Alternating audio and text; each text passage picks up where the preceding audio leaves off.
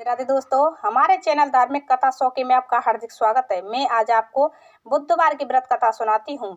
एक समय की बात है, एक साहूकार अपनी पत्नी को विदा कराने के लिए अपने ससुराल गया। कुछ दिन वहां रहने के उपरांत उसने सास ससुर से अपनी पत्नी को विदा करने के लिए कहा, किंतु सास ससुर तथा अन्य संबंधियों ने कहा कि बेटा, आज बुधवार है, बुधवार को किसी भी शुभ कार्य के लिए यात्रा नहीं करते। लेकिन वह नहीं माना और हट करके बुधवार के दिन ही अपनी पत्नी को विदा करवाकर अपने नगर को चल पड़ा।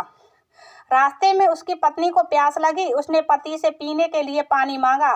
साहूकार लोटा लेकर गाड़ी से उतरकर जल लेने चला गया। जब वह जल लेकर वापस आया तो वह बुरी तरह हैरान हो उठा, क्योंकि उसकी पत्नी के पास उसी ही शकल सूरत का एक दूसरा व्यक्ति बैठा था।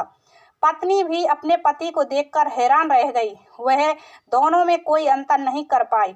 साहूकार ने पास बैठे शख्स से पूछा कि तुम कौन हो?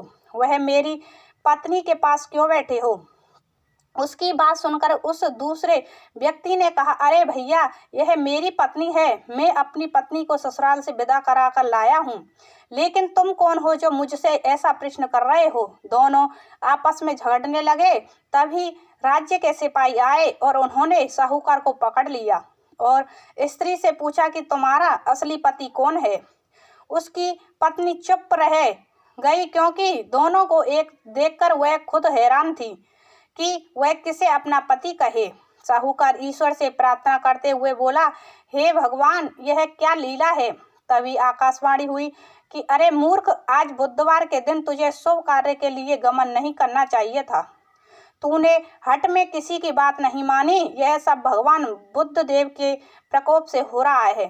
साहूकार ने भगवान बुद्ध देव से प्रार्थना की और अपनी गलती के लिए क्षमा याचना की।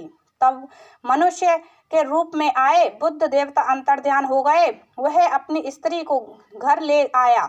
इसके पश्चात पति पत्नी नियम पूर्वक बुधवार व्रत करने लगे। जो व्यक्ति इस कथा को कहता या सुनता है, उसको बुधवार के दिन यात्रा करने का कोई दोष नहीं लगता और उसे सभी प्रकार के सुखों की प्राप्ति होती है। तो बोलो बुद्धदेव महाराज की जय।